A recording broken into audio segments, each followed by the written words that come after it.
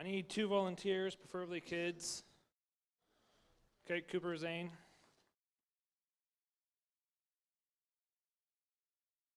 Pass out the pens. Papers. So, I can't ask you guys what tonight's about, because every Sunday you guys have heard that tonight's going to be about the testimony and learning your 3-minute testimony. So, the songs, of course, we're talking about testifying. And while they pass out the papers and the little worksheets that you guys can fill out, and if you need to actually write down your testimony, you can flip on the back. But why is a 3-minute testimony important? And what should a 3-minute testimony do? Well, basically, the testimony, it turns your eyes to the Lord and reminds you of his great power and grace.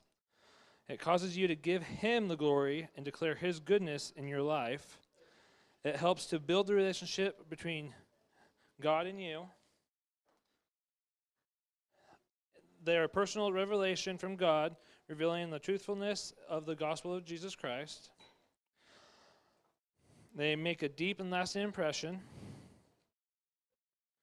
And it can bring others to Christ when we share our testimonies.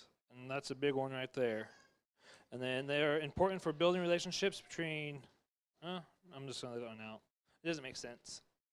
But it's building relationships between basically us and God and us and other people. But what they had down was kind of bonkers. But anyways, does everyone have a piece of paper? Finally? Yeah? Okay. Huh? Oh, you don't have to, that's not notes. That's just, I was just talking about it. What? Oh, you didn't have to put it on the back. I was just saying why it was important, why I was passing out. Okay. I'll give you my notes if you want. Because that's basically all I have on my notes. So, if we look at number 1 on creating your 3-minute testimony, it's basically your life before Christ. And it just tells you to jot down 5 adjectives, not 5 nouns, not 5 verbs, but 5 adjectives. So if you don't know what that is, hopefully you have Google. I'm not an English teacher. But no, basically it's just describing your life and how you were before you met Christ.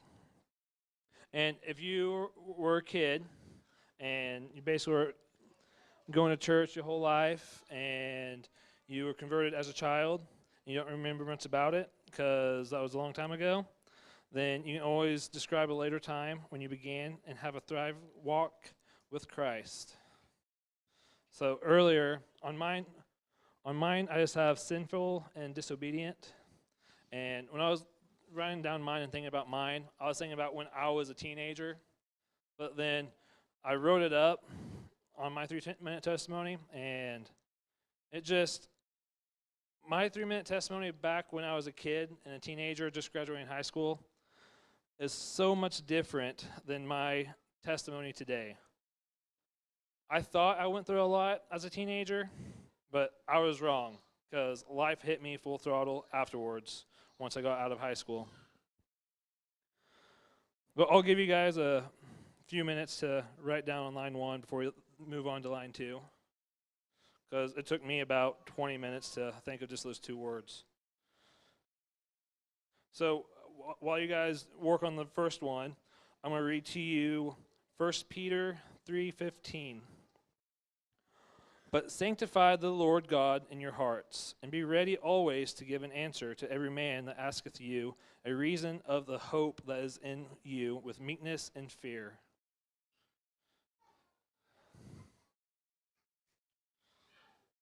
So does everyone have at least 4 things written down? 2? 1? Okay, everyone has at least 1 thing written down then. That's good. You're going to be coming up here, so hopefully you're writing it down. So, your life before Christ, well, first off, let me say that your 3-minute testimony is going to be a little different than your 20-minute to half-hour testimony. because I sat down to actually write my 3-minute testimony out for you guys tonight, and I was going to share mine. And I was typing it up, and I looked down, and I was on page 5. And that was like a half hour right there. I'm like, no, I can't use that. So basically, your 3-minute testimony is important because it's for if you walk up to someone in a grocery store and your wife and kids are in the vehicle waiting for you to get those items, you don't want to share your 20-minute testimony. You want to be able to share a 3-minute testimony and what God has done for you. That way, you can open the doors for them, and Christ can go in and lead them the way He wants to, convict them, or lead them the way God wants to. So let's move on to the second one real quick.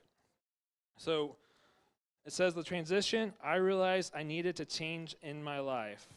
So your encounter with Christ, what was the circumstances led you to submit your life to Jesus?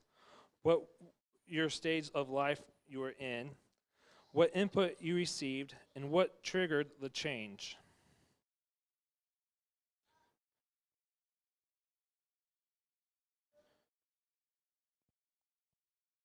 Which on mine, I was just thinking back of when I first accepted Christ, and I was a teenager.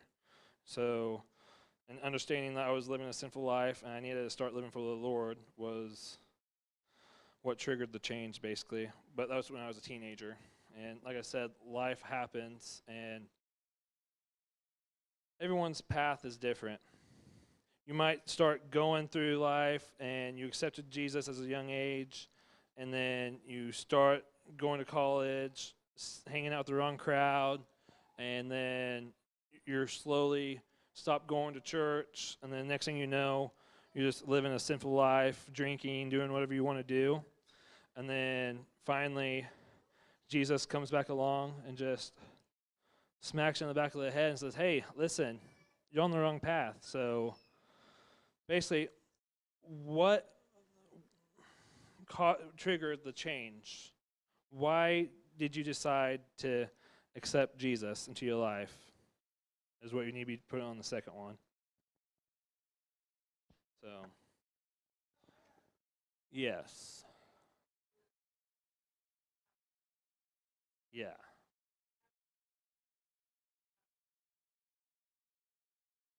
Yeah.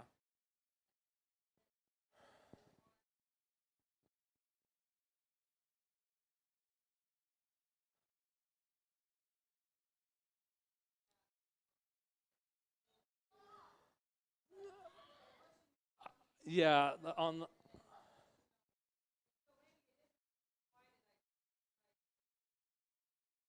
Christ. Yeah.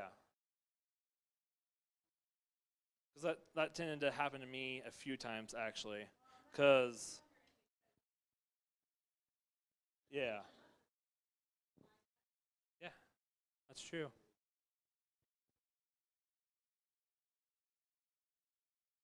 Yeah, because I know with me personally, there's been like 3 or 4 different parts. And like there was a easy, like I should have probably brought the 5 pages, but I didn't because it was really long. But there was an easy, oh hey, went to church the whole life and then that. But then, like I said, college, like the first of my part of my testimony, I guess, even though growing up in the church, the very first part of my testimony actually kind of started after graduating in the start of college, because that's when I did I started drinking more, even though I was underage. I started partying, started doing everything I shouldn't be doing, and just a couple months after college started, when my sister died, like that was even more of a slap for me, because once she died, I'm like, okay, I don't know what to do now. And I was already thinking about the military, so that's when I hopped in. I'm like, you know what? I'm going to go ahead, take the ASVAB. And in my head, I'm like, okay, I'm going to go to the city, take the ASVAB, and I'm going to just come back home and figure out if I want to join or not. Well, got to the city, took the ASVAB, stayed in a hotel, joined the next day. Like, my life just changed right there. And part of that could have been because my sister died. Part of it couldn't have been. Like, it's like 50-50 on edge on that. But that's basically where I would, like, my testimony kind of does start. Because losing my sister, like, I'm a big family guy, and just losing her just destroyed me. And it led me to drinking more, even though I wasn't even old enough. I had ways to get it, but it just messed with me. And then I went, joined, and then that summer of 2009, I was actually on a motorcycle, and when I was going, I was with a buddy, and he was on his bike up in front of me, and he downshifted, but his shifter messed up, and he went basically down to second gear, and he went from 80 to basically like 20 miles an hour. And for some reason, I freaked out a little bit, and next time I know, I'm blacked out, and I'm in the ditch 100 yards. Well, the motorcycle where I started was before the bridge. The bridge was 100 yards, and I ended up about 30 feet on the other side of the bridge in the ditch. No idea what happened.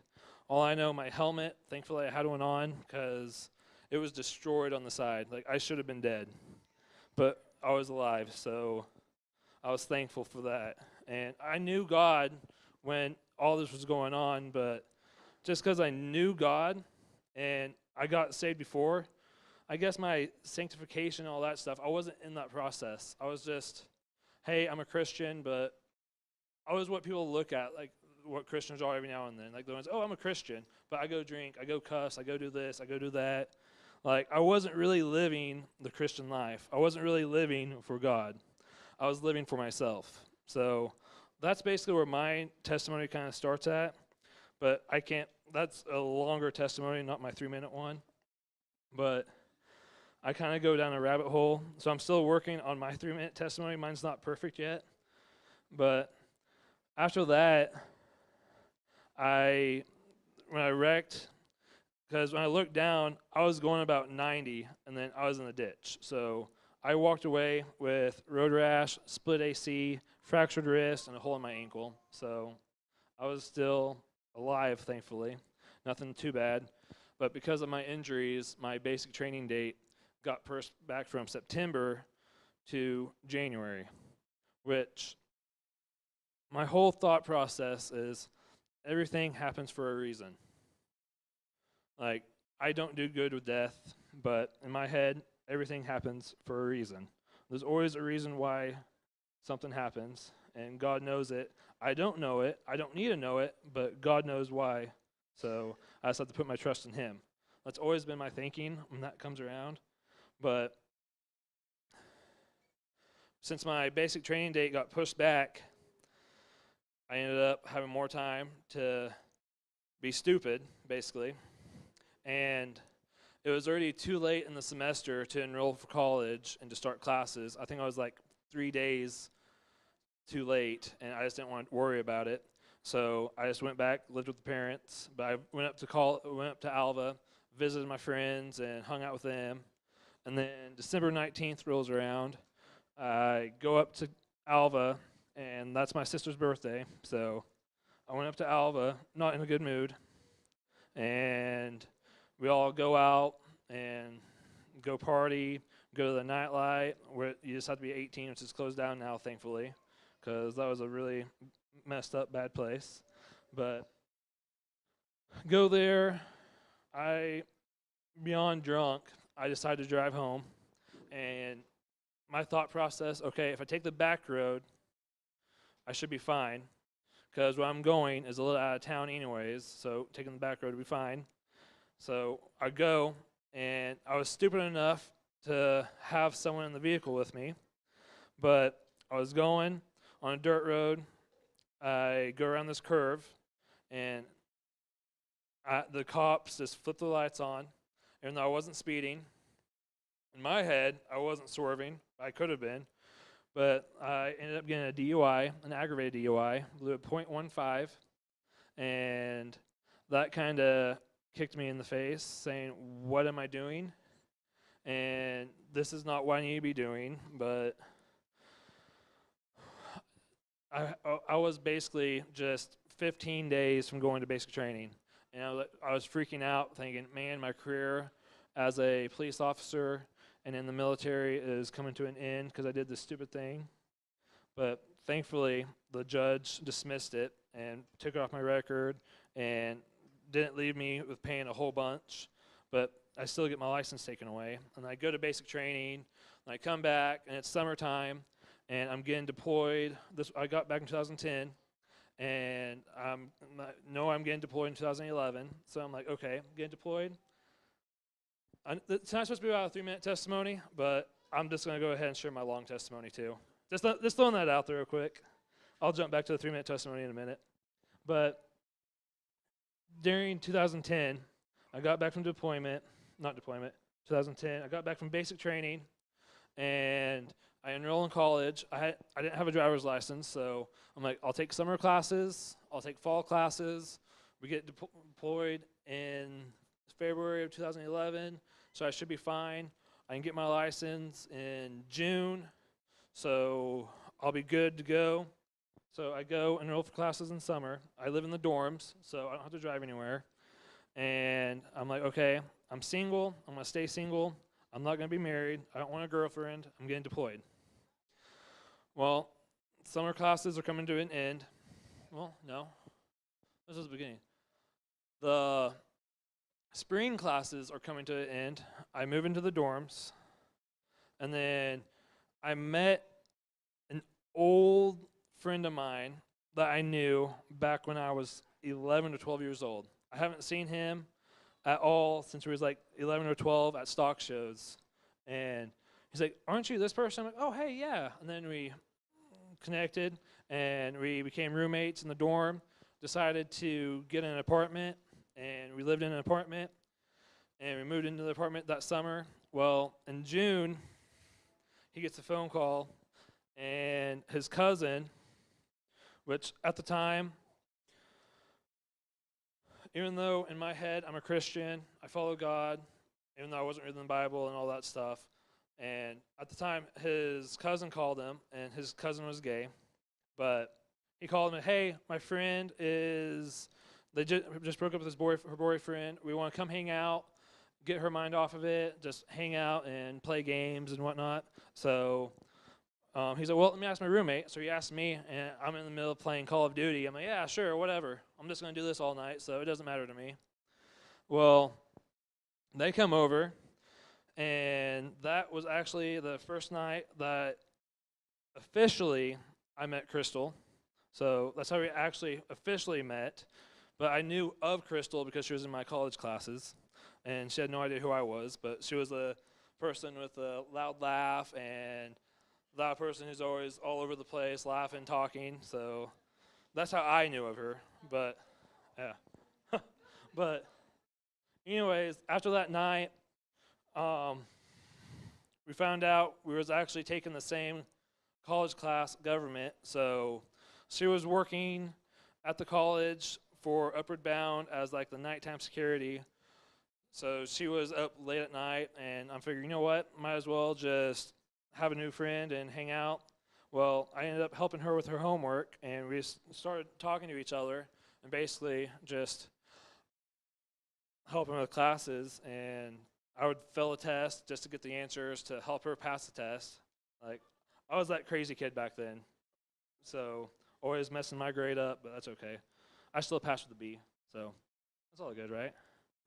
But anyways, that's how I met her, and God has, like, even though I wasn't thinking about anything, God was still working in my life. Even though I was living the worldly life, thinking I was a Christian, doing all this stuff, I could still, like, when I look back at it, I can still see God working in my life and leading me to the place where I'm supposed to be. So the motorcycle accident that happened a year ago, well, 2009, I didn't die, but it affected my basic training date. But if I went to basic training in September, got back in December, what would I have been doing in January in that college deal? Like, what would I be at? But anyways, back to the other story. So after meeting Crystal that night and started talking and helping with homework, I was still in the process, like thinking, hey, I don't want a girlfriend. I don't want to get married. I'm like, hey, Crystal, I don't want a girlfriend. I don't want to get married. I'm getting deployed in January. I'm going to be gone for a year. I don't need any of this. And she's like, okay, I don't want to get married anyways, so I'm always going to be single my whole life. I don't want kids. I don't want nothing. Is what I was told. So, anyways, we still talking through the summer, and then a month later, in July, we actually started dating, and then 5 months later, we get engaged, and then 3 weeks later, we're married. 2 weeks later, I'm gone for a year. So I went from being single for the deployment to being married in the deployment. And like God's plans for me, I had no idea what they were, but he does. So I go and get deployed, and I see her basically a month out of the whole 13 months I'm gone. So during the time I was gone, she has surgery and was told she's never going to have kids. And that kind of upset me just a little bit when she was told that, because I'm a big family guy. I wanted a family. I wanted kids. And we talked through it through the deployment, and we decided, you know what? Even though I can't have kids, we can still adopt, we can still foster. Since she was in the foster care and all that stuff, like this stuff meant a lot to her. And I'm like, you know what? I want kids. I'm okay with adopting. I'm okay with fostering. So I get back from the deployment, and we're focusing on school and getting her graduated. And while she was doing her internship, that in the year of 2012 in December, she felt like she might be pregnant because she was late, and she actually ended up with 2 or 3 false positives on the pee stick. And like we were so excited because we thought she was pregnant, but then like a week or 2 later, we're like, well, are you sure? And then she started her period, and like, wait, what happened? Then we did more research. Turns out it was false positive. So back to the small depression that I had. And I just still worked, and I was working for the oil field, so I was gone a lot anyways. And then we ended up moving once she got done with her college. Instead of going back to Alva, we moved to Camargo, fixed up a house, and I'm not sure why we chose to just go ahead and go to Camargo instead of going back to Alva for me to go to college. I can't remember the exact reasoning, but when we got to the house and we fixed it up, my old church, even though I had new pastors at it, they actually invited Crystal to a Bible study and then invited Crystal to church. And I'm like, no, I don't want to go there anymore. I would much rather find some other church. But finally, I gave in, like, okay, I'll go to church with you on Sunday. And then we started going back to church. And this is the first time I actually stepped inside of a church besides getting married. It would have been maybe 3 years or so, I feel like. Because once I started going to college in 2009, I only went back to youth group every now and then to play the bass guitar in the band. But I usually didn't just go to church. I was too busy or I was sleeping because the night before was a busy one. But we started going to church. She started praying, and she started asking God to, well, you guys have heard her testimony. So she started praying. I started praying a little bit. And then that fall, she found out she was pregnant. And that changed. Like, I'm like, oh, wow. Like, miracles do happen. And I thought that would be what would send me back towards Christ again. Because I was going back to church. I still thought I was a Christian. But I wasn't still living my life to God. Because I was still drinking. I was still smoking. And I just wasn't living my life for God. And we as Christians need to be living our life for God. And that's just what I wasn't doing. So we ended up leaving. We ended up getting pregnant that fall. And we found out it was twins. And then at 11 weeks, we found out she miscarried at 7 weeks. So she had to get CNC. So when she was back there, or whatever it's called, not CNC, DNC, So when she was back there, I was just in the room, just waiting, thinking, praying, trying to figure out what's all going on. And like, I felt like I was getting closer to Jesus, but then at the same time, I was getting upset. Like, why is this happening? Like, am I not doing something right? I don't understand. So I slip away again and back to the smoking and the drinking. And then we moved to Visay, to another house. And we found out, like, you know what? We found out we can get pregnant. So let's go ahead and keep trying. And then we found out we was pregnant with Cooper. And I'm like, okay, I really have to change my ways. I can't continue acting like this and doing this. So she ended up quit smoking and she quit drinking. And I kept trying to hide me smoking, but you can't really hide smoking with a pregnant lady that can smell apples from across the room. So no way you can hide smoking. So I finally quit smoking the very last day of my day. Well, no, that wouldn't have been the very last day. One of my drills in the military, the very last day of drill, I ended up quit smoking. I gave my pack of cigarettes to someone, and I walked off and went home, and that was it. Cold turkey, nothing. And then after that, I basically quit drinking. I knocked it down from drinking 15 to 20 down just to a couple, because I was afraid if I drank, I would smoke, because that's how it started out. I drank, I smoked in college, and it just went wild. So I slowed down the drinking, but I was still missing something. Like, my wife's pregnant, we'll have a child coming, but I still feel like my life was empty. For some reason, I couldn't put my finger on it. Looking back, I can tell what it was, but at the time, I had no idea what it was. So moving forward, it's just, I quit doing that. Then we ended up moving from Visay to Enid, and I put my application in for the second time to be a police officer in Enid, and I was almost hired on when we was like, wait, no, we don't want to live in Enid. We want to live somewhere else. And we figured out Fairview is in the middle of everything. Family, Enid, anything that we need to do, Fairview's the place to go. So we ended up buying a house, moving to Fairview, pulled out my application for a cop, became a welder machinist at Waldon, and continued just living life as I was. And then Crystal got invited to this church, I think by Renee. So she came here, and then she basically dragged me here, I want to say, because I was still I'm like, well, we tried this church, we tried that church. I'm like, I just don't want just to go by yourself. But then I'm like, no, I'll just go with you, because I was stubborn. But we came here, and I actually enjoyed it. I'm like, okay.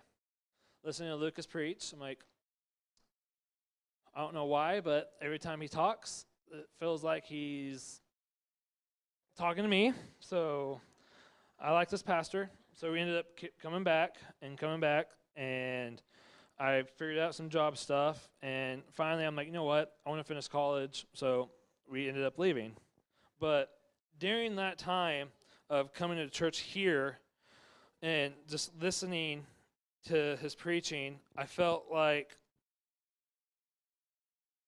I am a Christian, but I am not a Christian because I keep doing the sinful stuff. So what needs to be changed in my life?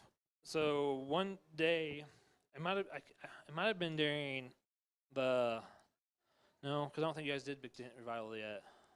That would have been what, 2014, 15? Okay, so we didn't have the revival yet, but something this kind of sparked in me, And I'm like, okay, I really do need to change my life. We really do need to keep going to church. And I wanted to go back to college also, so we ended up leaving Fairview and going up to Alva. Well, no, we went to Vici, and I was going to become an accountant and go get my CPA and all that stuff online. And that was a nightmare because online classes aren't good with me, especially talking about macro and micro and all this other stuff. And so I'm like, you know what? I'm a semester away from getting my bachelor's. I'm just going to go to Alva, get my bachelor's degree, become a cop, do highway patrol, and possibly go down to Texas for highway patrol or something like that. So I go up to Alva, and while we moved to Vici for that short month, we still went to church. And then when we went to Alva, we found a church, and we still went to church. And what changed in me was I stopped going to church when I went to college, back when I was 19. But when we moved to Vici for the first time after Crystal got done with her college, going to church and kept learning more and more of what a real Christian was, and then moving to Enid and going to church there for a few months, and then coming here to this church, just all the sermons and actually going to church started bringing up the inner light in me, reminding me what I had when I was a teenager. Because back when I was a teenager, I was sinful and disobedient, but not as much as I was nowadays, but back then, I was a better Christian than what I was growing up and after college. And all these sermons I started listening to started sparking up that light in me. And somewhere on those churches is when I'm like, okay, I really do need to quit all my ways and turn my life to God. And I quit drinking for good, and I already had quit smoking, but no more alcohol. I ended up trying to quit cursing, and every now and then, I'm not perfect. I end up saying a curse word, but going to church and staying in church is what really helped me get back to the Lord. Like, it took a while. It wasn't like, oh, day one, I'm back in church. Oh, I'm revived. No, it wasn't like that at all. It took almost a good year of being back in church and actually listening and wanting to learn about God and wanting to respark my relationship with Jesus. That way, when I'm dead, I'll be with him, and I won't have to worry about it. Because I keep thinking about when my sister died, I have no idea. She could be in heaven. She could be in hell. I honestly have no idea. Because if I looked at her fruits, then I'm going to say she's in hell. I'm not going to see her again. But I knew back when she was younger, I know she still believed in Jesus, but I didn't know her relationship with Jesus. So I guess when I die, I'll find out if she's there or there. So I can't really worry about it right now. But that's what makes me think I need to keep my relationship with Jesus. I need to keep that spark alive. But the thing is, my life did change, but I got that fire under me, and then it went away again. It just went out. And it wasn't until a couple of years ago, I can't remember the exact time. It's all kind of blurry in my head. But a couple of years ago, it went away, and my business, I finished college and applied for all these cop jobs, never got hired on, and I ended up starting my own fence business, and I started working for myself and not for the Lord. I could have been leading my employees to Christ, telling them about this stuff, and telling them about Jesus, and trying to help guide them some, but instead, I didn't. I was worldly again, and I just focused on everything else besides Jesus. Yeah, I went to church, but I didn't read my Bible as much. I kind of just put it aside and just did what I did because I had to work, I had to do this, I needed to do that. Like, that's just how I was. But a couple of years ago, towards the end, like it was towards the end of my fence business career, I kind of got that spark. I'm like, wait, what am I doing? So we actually started, I tried talking about Jesus at work some, and then for a Christmas party deal, when they was doing the, I can't even think of the word now, when they was doing that deal at the fairgrounds for Christmas, yeah, the Bethlehem experience, we actually took all my employees there, and we went through that together, and they just sat down at my house, and we just talked to them about the Bible and all that. But I finally started turning my business kind of towards the Lord, but it was still kind of for myself. But then last year, well, it would have been 2 years ago. That was 3 years ago. 2 years ago, I was needing to continue things, but my business my body just couldn't handle it. And my employees were getting mad at me because I had a lot of doctor's appointments back to back to back to back. So my employees were like, hey, you need to be out here building fence with us. We're basically doing this. But little did they know, I was trying to make plans to promote them and to get where they could be like run their own crew and get both my employees their own crew, because I was getting people lined up to build fence. But after they started doing all that and it was a big headache, I'm like, you know what? I'll just quit the fence business altogether, and I started working for my main client, running cattle and all that. So, sorry, I'm thirsty. I didn't expect to talk this much. So, after that, I ended up closing down my business and working for the farmers and just running cattle. Basically, just staying to myself. They had me do everything. And I was actually able to read my Bible more, and I was at work, so I was able to just play it and go through it. And it's not until I was told, like, I started trying to live my life for the Lord more, and I knew I was being called for something. I just didn't know what it was. But when you're called and you think you know what it is, but then you're like, wait, no, that can't be it. That's not it. That's not who I am. And you just throw it aside, it'll come back around. And again, I felt like I was being called, and I'm like, I don't know what this means, and I don't know what's going on. But then when the doctors told me, oh, hey, you can go blind, your body is basically wearing down, and all this other stuff, I'm like, okay, I really do need to change the scenery. And I had no idea what was going on. And when the Lord blessed me, I call it a blessing. People might not think it's a blessing, but being told you are 100% disabled might not look like a blessing. But in my case, to me, it was a blessing, because then the VA is actually paying me for everything that's happened to me during the deployment that I did not speak about. But basically, everything has caught up to me.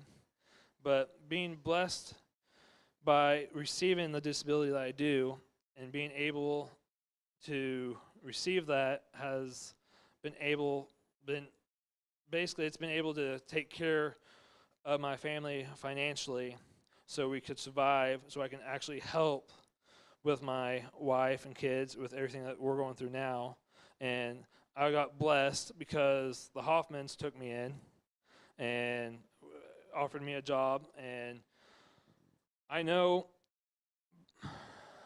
I wasn't Christ-like back in my working days, and if I would have done what I'm like, if I had an employee like me, I didn't know how I would be like. I basically just thank you for everything, because I know for my employees, if I had to put up with myself, I don't know how I would do it. And you guys have been amazing. You guys really have. But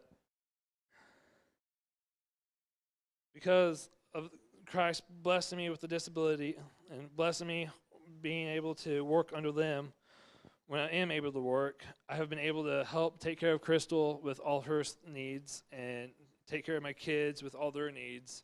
Because back with everything that's happened with Cooper, like, that might have been the main thing that changed me. Because Cooper, he was so close to becoming autistic. He had a high sensory disorder. He went from talking to screaming to not being able to do anything.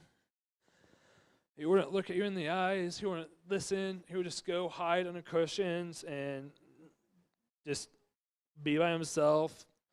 And when he wouldn't look at no one in the eyes. He wouldn't do anything. But the Lord healed him, and the Lord healed him through my mistake. So that's a different story. But he healed him, and a couple weeks after he healed him, he went from all of that, being high autistic, being allergic to everything, because he could touch milk and get a huge rash on his body instantly. But the Lord took all that away from Cooper, and he actually, when he healed Cooper, he actually looked at his grandma and said, "I love you," and went and gave her a hug. And just being able to see in that, I think that really was the part that changed me. Knowing that the Lord can do miracles, and he does do miracles, even if you don't think he is, he really is. But I know today I'm still not perfect. I still don't read my Bible as much as I should. I get on a good streak, and then I get busy and don't read it, and then it's good for a couple days. It's just gone. And like, oh wait, I need to get back in the Bible. And I'm not perfect, but the Lord will use you to lead other people to him. And this is why a 3-minute testimony is good. So you don't have to hear someone talk for like 40 minutes about the whole life story as a huge testimony. But the Lord has really changed my life. He's blessed me in so many ways that I would never think would have happened. Like, I always think, if my sister didn't die, where would I be at? If I didn't wreck my motorcycle, where would I be at? I used to live and think, what if? Now I'm trying to think, what can I do? How can I serve God? What do I need to be doing to serve God? How do I hear from God? I need to get in my Bible. I need to read my Bible. I need to pray. Like, there's so much stuff that needs to be done, but the most important things is to be reading the Bible, talking to God, listening to God, giving him your yes, doing what God calls you to do, and doing your best to stay on the path. Because it's easy to just take a straight beeline off the path. Like, it's so easy to get stuck in the worldly things that's going on these days. But in order to stay on the straight path to Christ, it is hard. It's not going to be easy. And I have learned that the hard way. And I still struggle, but I'm still working on myself. And who knows, in the next 5 years, I might have a different 3-minute testimony. But I'm still trying to get my testimony down to 3 minutes. But back to the 3-minute testimony, though. It depends on the situation. You can have multiple 3 different testimonies. Because when you go talk to someone, you can tell, okay, they're going through this. And if you can relate to something in your life and how God's brought you from that particular thing that's happened, then you can turn that into a quick 3-minute testimony if you know your testimony. So it's easy to turn your hour testimony into a quick 3-minute testimony, knowing who you're talking to. So you guys should already be done with the second part. And the third part is my life has changed. And life after Christ. Christ has made me this way. So the third part should be really simple. The hardest part is the first and the second one on the 3-minute testimony. But if anyone would like to try out to give the 3-minute testimony, I know I've gone over a long time, but we're all here to glorify God. Our time isn't God's time. So if anyone wants to try the 3-minute testimony out, I heard something really good this last Sunday about someone talking about a 3-minute testimony. Basically, a speaker came up and said, I have a knife in my back. You have 3 minutes. Tell me.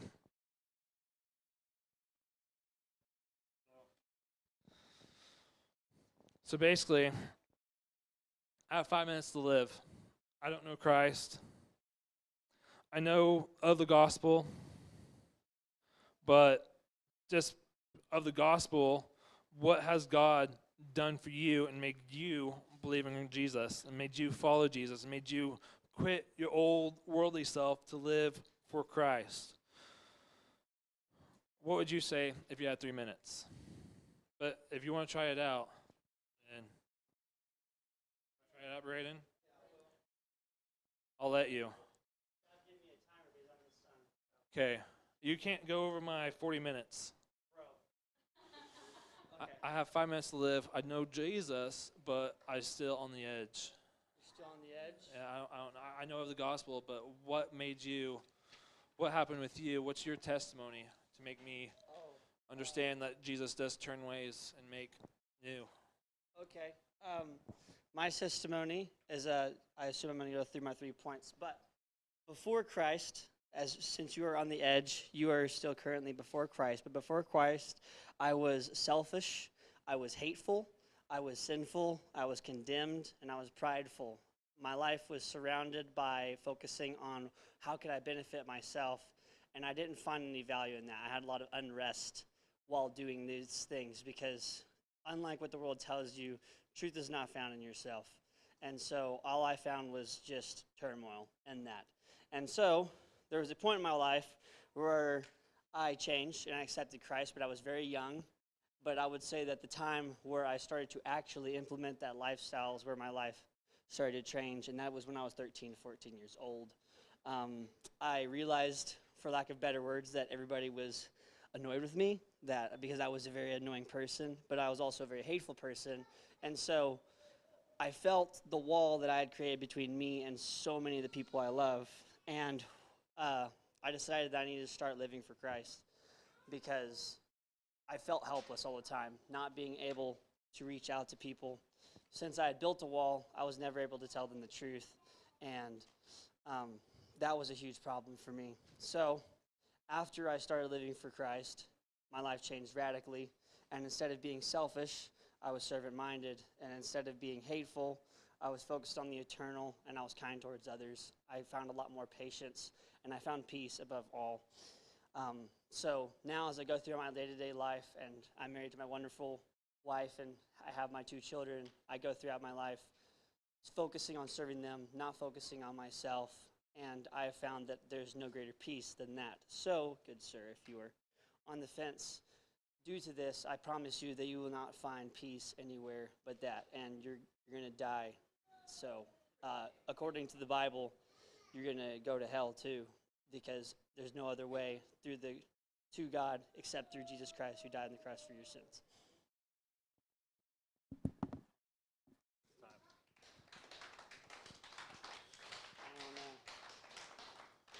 0 seconds. Yeah, I forgot to hit the timer. And this is why a 3-minute testimony is important. It's easier to give a 3-minute testimony in Walmart, Lowe's, the grocery store, out and about, to a new person at church than to make them sit down and listen to your testimony for an hour. So I'm going to leave you guys with a couple more verses, and then if anyone else wants to try their 3-minute testimony, they can. You can, yeah. You want to talk into the microphone? Because are we live streaming? Yeah, I'll let you talk into the microphone real quick. Ha ha. So a lot of this is for our younger people. Okay, your testimony doesn't always have to be coming back to Jesus, but finding your faith, being steadfast in those moments. I remember growing up, and before I really strayed myself, I would hear people tell their testimonies like, oh man, that's a good one. I want one like that. And I actually made a decision to walk away from Jesus in order to get a better testimony. That was one of my reasons. And that's not what I don't know if anybody else is thinking that way, but don't take that away from these testimonies. There's nothing more powerful than a testimony of being faithful and steadfast in your love for Jesus. Me and my little sister Ruth, we went through very many similar things, and I look back and I watched where she made the right choices and I made the wrong choices. And, right now we're both in similar places, but that's because I had to go back and redo a lot of things. Whereas she was steadfast in those hard moments, but now she's able to live her life out without having all these guilts and regrets that I have. And it's not a testimony of, oh, look what Jesus did in my life. Look, Jesus' testimony is the best testimony in the world, and he never once messed up. And so when you think, oh, I don't have a testimony because I haven't messed up, the most powerful testimony is a perfect man who lived a perfect life.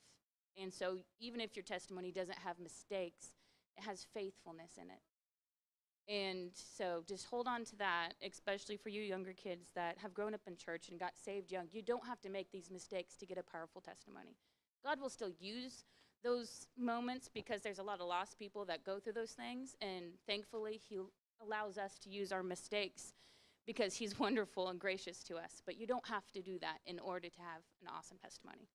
That's all I wanted to add. Thank you. That is really true right there. Because Jesus does have the perfect testimony. And that's why also with the 3-minute testimony, you need to learn how to share the gospel within 3 to 5 minutes also, especially if you're going to Zimbabwe. But 2 Corinthians chapter 4, verse 5, for we preach not ourselves, but Christ Jesus the Lord, and ourselves your servants for Jesus' sake.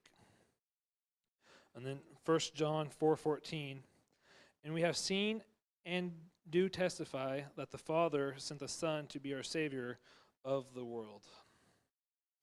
So, anyone else want to add anything? If not, I'm going to close it up because that was a really good words from Becca right there to end it. So let's go ahead and bow our heads and pray. Lord, thank you for everything that you do. I pray that the words I spoke tonight was through you, Lord, and that anyone out there listening on live stream or anyone here could use anything that was said tonight, Lord, in this last hour or so for the good for you, Lord. That way we can go share our testimonies to people to bring glory to you. In Jesus' name I pray, amen.